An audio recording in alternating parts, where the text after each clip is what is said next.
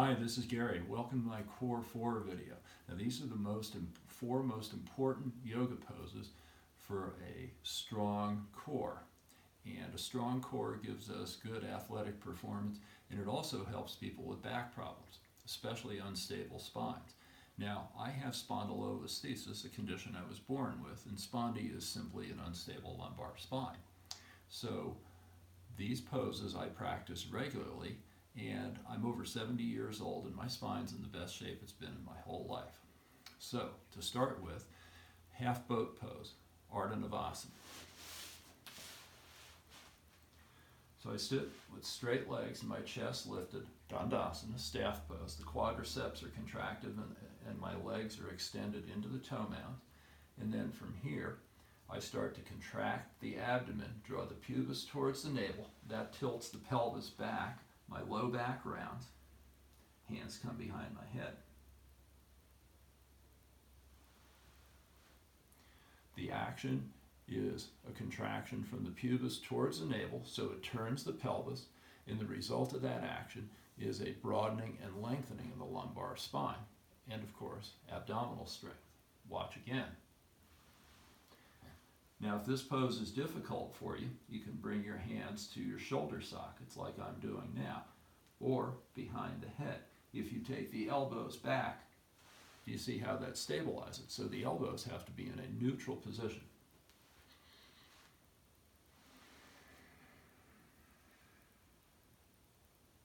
And then, if you can, or when you can, the legs come up so that the toenails are even with the eyeballs.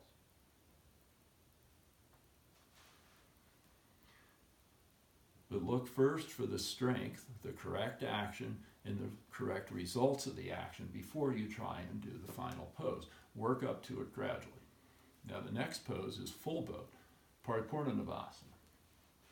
I start in the same Dandasana with the chest lifted. I stretch the arms forward, pull the arm bones into the socket, drag the feet in, keep the heels up, curl the toes up towards my knees, and lift my chest. Now this pose is more of a back contraction and a core contraction. It's really a good pose for building a strong back. So I reach up, reach into the fingertips, pull the arm bones into the sockets, and see how the arm bones are pulled down and the chest lifts. I bend the knees, slide the heels in, take the toes up, keep the chest lifted. Once my back gets strong, then I can lift the feet up, take the toes towards the ceiling. Now the action in the feet is really important in this pose, and it's really two different actions depending on which version of the pose you do. If you're doing a more basic version, that would be starting here. Feet are still on the floor, but my back is contracted and pulling my shoulder blades down. If I can balance on the buttocks with my feet off the floor, the toes are curled up towards my knees. If I straighten my legs, it's a contraction of the quadriceps and the toes extend towards the ceiling and the feet are parallel with the wall I'm facing.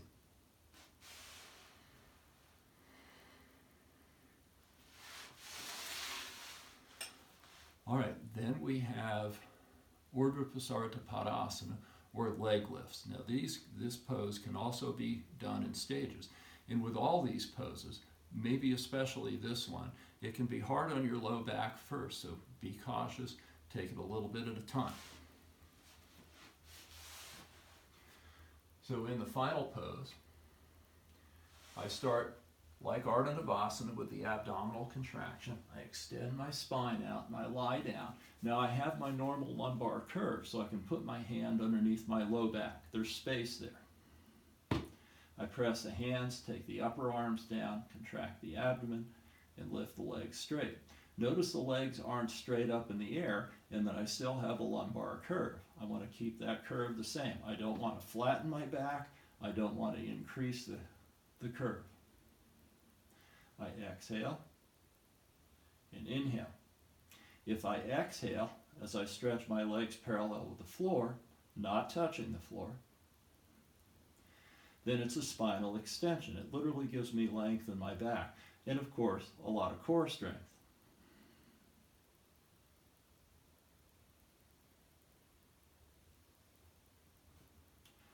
And I do as many as I reasonably can. And notice when I came out of the pose, I had my legs up and then bent them. You don't want to just let your legs lie on the floor and then relax from there. You could possibly injure your back. Now an alternative pose is I start here with the legs up and then straighten them. A small range of motion. I bring my feet down. I found from experience it's counterproductive to bring your legs where they're vertical and your low back flattens, because that disengages the muscles of your core. So if I keep my legs a little bit off vertical with the feet closer to that wall, then my core muscles are engaged, which is more difficult, but it keeps my spine stable. Exhale, inhale. Notice how I keep my legs straight. The little toe side of my foot is curled back toward my hips. I'm extending the inner thighs towards the inner arch. And my legs are straight through the whole range of motion. Then I end the repetitions with my legs up, bend my knees, put my feet on the floor, and then roll to the side. It's equally important to go into the pose, and maybe more important to come out of the pose properly and safely, like I just demoed, because then we're mindful of what we're doing and there's less chance of injury. Now, the last of the core four poses is Jatara Parivartanasana in Sanskrit, or twisted stomach pose. Again, I lie down with that abdominal action of Ardha Navasana. I take my arms out to the side 90 degrees. I reach out into the fingertips and press the whole length of the arm down. Now, feet and knees together. I lift my knees up. That's an abdominal contraction like Ardha Navasana. And then I twist my lower abdomen to the side. I come up, touch the heels to the floor, which re-engages my core. I twist my lower abdomen to the side, turn my chest to the opposite side. Exhale. I contract the abdomen to draw the knees up towards the arm, so that this is not just taking the legs from side to side like windshield wipers. That's potentially injurious. Watch again. I draw the knees up, and then I contract the abdomen and twist the abdomen. And notice how I stretch the arms and keep the back shoulder on the floor. The top knee presses into the bottom knee. The bottom foot presses up into the top foot.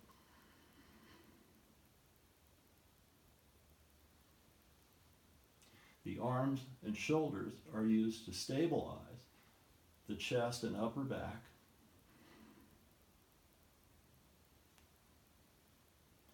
And this is a good core pose and a great twisting pose for the spine.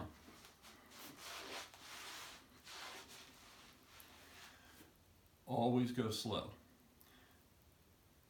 You don't have to go through the full range of motion going all the way to the side. Ideally, the hip sockets are 90 degrees from the shoulder sockets, but don't go way over to the side at the expense of having the shoulders rise up. You lose the integrity of the pose. So, if you have any more questions, you can contact me about this.